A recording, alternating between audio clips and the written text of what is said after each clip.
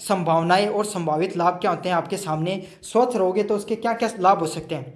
पहला क्या है, स्वच्छता से स्वास्थ्य में सुधार हो सकता है। तो अगर एक बात बताओ तो स्वच्छ आदमी हो एकदम स्वास्थ्य तो थारा क्यों होंगे, बीमारी कम होगी, और बीमारी कम होगी तो बीमारी पर पैसों कम लागोगे, और पैसों कम लागोगे तो घर में 2 रुपया फायदा होगा, और 2 रुपया फायदा हो तो अमीर बन जाओगा। समझ आ गया ना। तो स्वस्थ रहने के देखो है ना बहुत से फायदे, और आपको करना क्या रहता है स्वस्थ रहने के, बहुत छोटे छोटे काम करने होते हैं। स्वच्छता से स्वास्थ्य में सुधार, तो स्वच्छता होती है आपको, उससे क्या होता है हर व्यक्ति के स्वास्थ्य में सुधार हो सकता है। तो कचरे से संबंधित अपन कुछ स्वच्छता रहकर कैसे कर सकते हैं, डायरिया डेंगू जैसी बीमारियों से बच सकते हैं। हैजा हो गया, डायरिया हो गया, डेंगू हो गया, मलेरिया हो गया, इन जैसी बीमारियों से बच सकते हैं भाई। इन जैसी बीमारी से तो अपन कम से कम बच सकते हैं। अगला क्या, स्वच्छ वातावरण से पर्यटन व निवेश का प्रोत्साहन मिलता है। अब एक बात देखो, थान घूमने जाना तो एक आया की जगह घूमने जाओगा जठे थोड़ा बहुत कचरो पड़े, फिर आया की जगह साफ सुथरी दे आख्यान देखने में स्वाद आ जा, तो कटे जाओगा जठे आख्यान देखने में स्वाद आवा, कचरो कचरो कम उठे तो जाओगा ना। तो ये की क्यों है, अब मान लो कोई यहाँ को शहर है जो उठे बहुत बढ़िया एरिया हवेली ही, लेकिन के फायदे उठे कचरो कचरो वगैरह फैल रहे हैं, कौन देखना हो, कोई देखना को नहीं आना। अगर मान लो साफ सुथरी कर दी उन्हें तो क्यों जागो, पर्यटन अब भी आना शुरू हो जाएगा। अगला क्या होता है, रोजगार का सृजन। अगर आप अब एक बात तो कचरा वाली गाड़ी आवा है तो एक जनों तो दो जन, एक जनों ड्राइवर और एक जनों को निस्तान करना हो, 2 जना तो रोजगार मिल गो ना, है ना। और दूसरी बात, नगर पालिका अगर साफ सफाई कराती है तो उन लोगों को भी रोजगार मिलता है। तो रोज कचरा प्रबंधन हो गया, कंपोस्टिंग खाद बना के तैयार करना, सब्जी वगैरह उगा सको, है ना, थोड़ी सी जमीन में। रिसाइकल उद्योग को भी फायदा मिलता है। तो भाई कबाड़ी वाला हो गया, उसके पीछे और कितने लोग कार्य करते हैं, रिसाइकल उद्योग भी पनपता है, तो इससे लोगों को क्या होता है, रोजगार भी मिलता है। नागरिकों के व्यवहार में परिवर्तन, तो साफ सफाई से क्या होती है, लोगों की साफ सफाई है वो लोगों की आदत बन जाती है, और जब कोई चीज़ आपकी आदत बन जाती है तो आपके लिए बहुत ज़्यादा फायदेमंद रहती है। अगले वाला क्या, सतत विकास का लक्ष्य है, एसडीजी की प्राप्ति से सहयोग करना। मतलब सतत विकास लक्ष्य है एसडीजी, सस्टेनेबल डेवलपमेंट गोल हैं, उनको प्राप्ति से सहयोग से आप क्या कर सकते हो, आपको बहुत ज़्यादा फायदे होते हैं। ये तो था फायदा।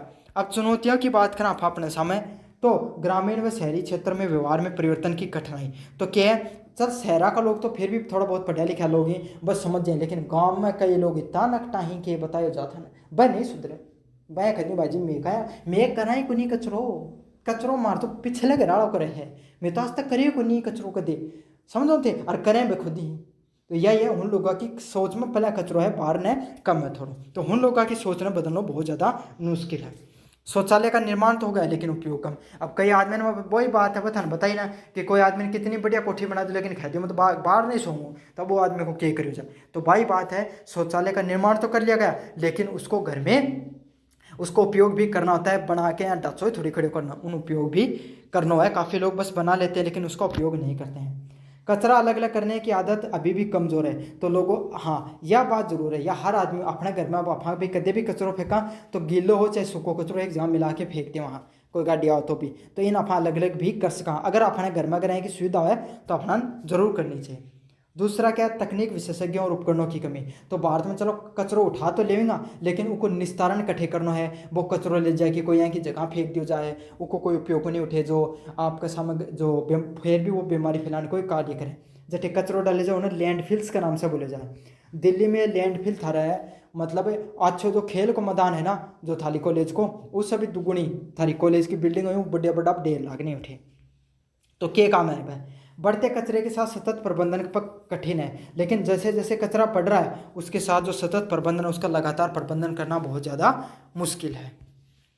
अगला क्या है, लैटिट्यूड एंड परसेप्शन, दृष्टिकोण और धारणाएं। तो लोगों की क्या है, अलग अलग प्रकार की धारणाएं बन जाती है किसी भी चीज़ के प्रति। जैसे कई लोगों को अभी भी खुले में शौच जाने को अच्छा मानते हैं, सहज मानते हैं, तो कई लोगों तो अभी बाहर जाने में देखो थोड़ा ठीक लगा है। अगला क्या है, यह सोच लोगों की सोच है कचरा साफ करना केवल नगर पालिका की जिम्मेदारी है। तो लोगों की क्या सोच बन रही है कि सरकार हो गई या नगर पालिका है उसकी सिर्फ कचरे को साफ करने की जिम्मेदारी हमारी, तो कोई जिम्मेदारी नहीं है। लेकिन यह गलत सोच है, ऐसा हमें नहीं सोचना चाहिए, हमें अपनी जिम्मेदारी को निभाना चाहिए। अगला क्या, स्वच्छता को सामाजिक प्रतिष्ठा से जोड़ने की कमी। तो अपन क्या करा, अपन स्वच्छता है उनके करा सामाजिक प्रतिष्ठान जोड़ना। अगर मान लिया भाई इज्जत की बात हो जाए, जब आज के टाइम में पढ़ाई और नौकरी लागना इज्जत की बात हो रही है ना, तो हर आदमी तैयारी करे उस चीज़ की। अगर यहाँ कचरा प्रबंधन ने भी अपन हर इज्जत से जोड़ लेंगे, समाज की प्रतिष्ठा से जोड़ लेंगे, तो क्या हो जाओगे वो काम बहुत बढ़िया होने लग गया। मान लिया कि अगर आप समाज में मान लें कि कोई आदमी घणो कचरो फैला, तो को सामाजिक रूप से मतलब उन समझाए जा, बहिष्कार कर दिया जा, पर जुर्माना लगाए जा, तो क्या होगा, धीरे धीरे लोग समझदार होता चला जाएगा। अगले वाला कि नई पीढ़ी में जागरूकता अधिक लेकिन बुजुर्गों में बदलाव लाना कठिन। तो नए लोगों ने, पढ़े लिखे लोगों तो समझाना फिर भी आसान है, लेकिन बड़े बुजुर्ग लोग हैं उनको समझा भी नहीं सकते। आप समझाओगा तो चिट्ठी लेके सिर फोड़ दी, क्यों तन्ने गणो बेरो है कि 13-60 साल ज़्यादा उम्र खाए बैठे हूँ खदी, अब क्या खदे थे नहीं बात पर कौन कहे जा सकना। तो यही है, युवा पीढ़ी को तो फिर भी समझा सकते हो, लेकिन आपके सामने बुजुर्गों को समझाना थोड़ा सा मुश्किल हो जाए। फिर क्या, ऑपरेशनल एंड फाइनेंशियल इशू। तो जो आपके सामने संचालन व वित्तीय समस्याएं, तो कोई भी अगर आप कचरे से संबंधित, अगर आप भाई पैसा भी चाहिए कोई भी चीज़ को, कार्य को करने के लिए, तो उस चीज़ में भी कमी है। नगर पालिका व पंचायतों के पास वित्तीय कमी, तो भाई जितना कचरा निकलता है उसको निपटारण करने के लिए हमारे पास पैसा भी चाहिए, और उस पैसे की हमारे पास पूर्ण रूप से पैसा नहीं, उसमें वित्तीय कमी भी दिखाई देती है। अगला क्या है, सॉलिड वेस्ट मैनेजमेंट के लिए महंगे उपकरणों व तकनीकों की जरूरत पड़ती है। तो आपके सामने जो सॉलिड वेस्ट मतलब जो जो आपके सामने जो सॉलिड वेस्ट होता है उसको क्या है, उसके लिए आपको जो महंगा कचरा होता है वह तकनीक की जरूरत पड़ती है, और वो होता नहीं है लोगों के पास। अगला क्या है, योजनाओं के क्रियान्वयन में भ्रष्टाचार और ढीला प्रबंधन। तो जो अलग अलग प्रकार की जो योजनाएं हैं आपको होती हैं, उसमें क्या, उसमें भ्रष्टाचार भी बहुत देखने को मिलता है। भारत में क्या है, लोगों को योजना बनाने पहले तो है सोच लेकिन पिसो कठिन कमानो है, समझ में आ गया ना। तो भ्रष्टाचार भी बहुत ज़्यादा देखने को मिलता है, और प्रबंधन होता है। भारत में कोई भी योजना होती है वो कागजों में बहुत सुनहरी लगती है, लेकिन जब ग्राउंड पे आती है तो इतनी कार्यालयों से गुजर जाती है कि उसके पन्ने वो पीले पड़ जाते हैं। तो यही है, बहुत ढीलो प्रबंधन है, बहुत ढीला ढाला आदमी है।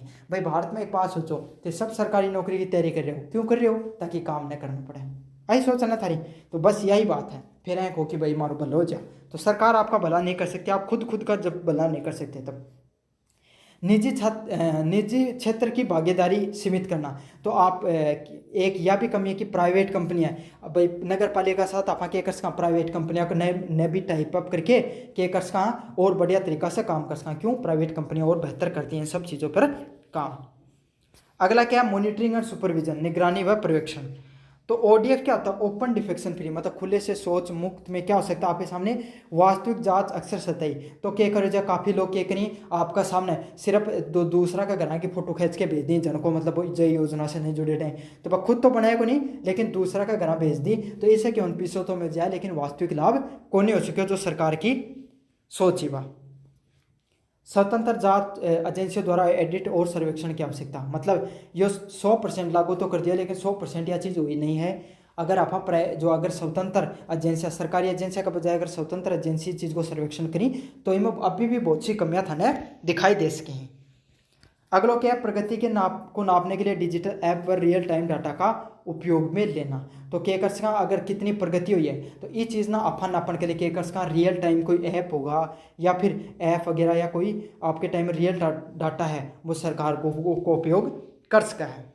स्थानीय प्रतिनिधित्व और नागरिकों की सीमित सक्रियता जरूरी, और सबसे जरूरी है लोग, आस पास का लोग ही जो उस चीज़ से संबंधित बके, अगर वह खुद जागरूक हो जाएगा, वह एक दूसरा मोटिवेट करेगा कि भाई देख मारे घर भी शौचालय में उपयोग करा कि रामलाल तन्ने भी करना चाहिए, अब बात गलत है तेरी, है ना, तन्ने भी तेरी नाली की सफाई करनी चाहिए। तो ऐसे लोग एक दूसरे को जो मोटिवेट करेंगे, समझाएंगे, द्वेष की भावना नहीं रखेंगे, तो क्या होगा, ये अभियान है वो और ज़्यादा सफल होगा।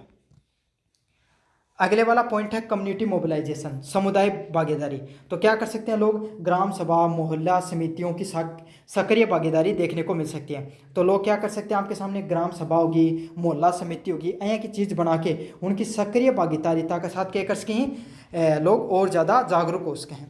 अगला क्या है, स्कूल कॉलेज व एनजीओ की सहयोग से जागरूकता अभियान। तो अपन स्कूल का है, कॉलेज का है, और जो एनजीओ हैं उनके माध्यम से अपन क्या कर सकते हैं, जागरूकता अभियान फैला सका, लोगों और जागरूक कर सका। तो जितना जागरूकता का अभियान होगा स्कूल कॉलेज और एनजीओ के सहयोग से, उतना ज़्यादा आपके सामने समुदाय है वो, लोग जितना ज़्यादा जागरूक होंगे उतना ज़्यादा अभियान सफल होगा, उतनी ज़्यादा कचरे के प्रति लोगों की निस्तारण करने की सोच बढ़ेगी। अगले वाला पॉइंट है महिला समूह है, सेल्फ हेल्प ग्रुप की भूमिका व्यवहारिक परिवर्तन। मतलब महिलाएं भाई घर में सबसे ज़्यादा कचरा से संबंधित चीज़ें की कहा था मेरी महिला के दायरे में, अगर महिला इस चीज़ में थोड़ी समझदार हो जाएंगी, वह थोड़ा ध्यान रखेंगे, तो जो घर हैं वो अपना भी स्वस्थ रहने लग जाओगे, स्वच्छता भी रहने लग जाए, कचरा को निस्तारण भी सही से होना जो। तो महिला ने भी एक दूसरा का सेल्फ हेल्प ग्रुप जो बना रखा है, स्वयं सहायता समूह, वह भी महिला ने क्या कर सकें, घर जा जाके समझा सकें। सफाई को जन आंदोलन के रूप में देना, तो सफाई ने सिर्फ कागजा में नहीं रखनी बल्कि एक जनता को आंदोलन के रूप में बना देना। अगर जनता का आंदोलन के रूप में ना आप चीज़ ने बना देगा तो क्या जाओगो, हर व्यक्ति वो जागरूक हो जाओ और ये चीज़ से बहुत फायदा देखने मिलेगा।